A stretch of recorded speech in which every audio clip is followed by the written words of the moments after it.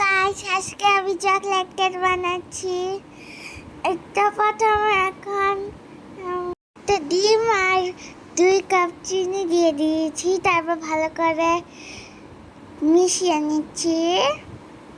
তো তোমরা দেখে নিচ্ছ, তোমরা বুঝে নাও। মিশানো এখন হয়ে গেছে, এখন চিনিটা মিশাতে হবে। তো গাইস, আমিও হেল্প করতেছি আয়াতকে।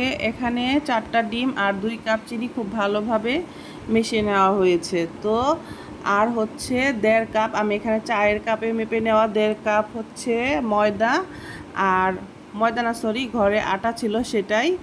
আর হচ্ছে প্রায় 100 গ্রামের মতো কোকো পাউডার আর বেকিং পাউডার হচ্ছে 1 চামচ, আর বেকিং সোডা 1 চিমটি পরিমাণ দিয়ে ভালো করে আমরা মিক্সড করে নিয়েছিলাম। নিয়ে তারপর হচ্ছে অল্প অল্প করে দিয়ে এখন আমরা আয়াত ভালো করে মিক্সড করে নিচ্ছে।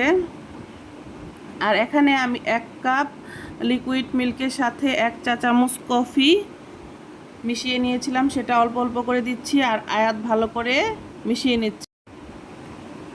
ভালো করে এখন মিশাতে হবে। তারপর মা অয়েল দিয়ে দিল, মানে তেল। কারণ আমি ভালো করে মিশিয়ে নিচ্ছি। আমার কেক খেতে অনেক ভালো লাগে, আমার মায়ের হাতেও ভালো লাগে। এখন আমি 10 মিনিট 20 মিনিট মিশিয়ে নিব ভালো করে।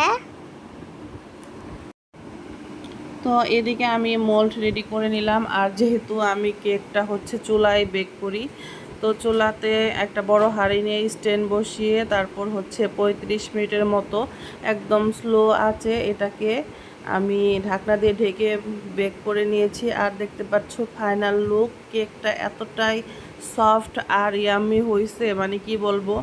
আমি যখনই ছোট থেকে আয়াত যখনই আমি কেক বেক করতে যাই, বানাতে যাই, ও সব সময় মানে আমার সাথে সাথে যে বিরক্ত করতো। তো এক পর্যায়ে আমি ভাবছি যে ঠিক আছে, তুমি বিরক্ত করবে না, আমি তোমাকে দেখিয়ে দিচ্ছি আর তুমি আমাকে হেল্প করো।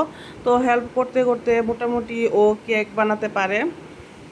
তারপর নুডলস, অনেক কিছু, ডিম পোস্ট করা, অনেক কিছুই বানাতে পারে। আবার আমি অনেক সময় যখন সবজি কাটি, তো সবজি কাটার সময়ও সে হচ্ছে আমাকে খুবই বিরক্ত করে। তো এক পর্যায়ে আমি ওকে ছুরি চপিং বোর্ড 2টাই দিয়ে দিই, তো ও সবজিও মোটামুটি ভালোই কাটতে পারে। তো আজকে আমার কাছে এত ভালো লাগতেছিল, কেকটা এত সুন্দর হয়েছে। মানে আমি মাঝে মধ্যে চকলেট কেক বানাই, সেটার থেকেও এতটা ভালো হয়েছে বলার বাহিরে। ও হচ্ছে 2-3 দিন থেকে আমাকে বলতেছিল যে মা চকলেট কেক খাবো, চকলেট কেক খাবো। এবং কি আমি রেস্টুরেন্টেও, যেখানে মানে আমাদের এখানে ফুড জোনের কেকটা ভালো হয়, ওনাদেরকেও ফোন দিলাম। ওনারা বললো যে 7 দিনের মধ্যে ওরা কেক বানাবে না, কারণ ওনাদের একজন স্টাফ মারা গেছে। তো আমি বাসায় বানিয়ে ফেললাম, মা আর আমি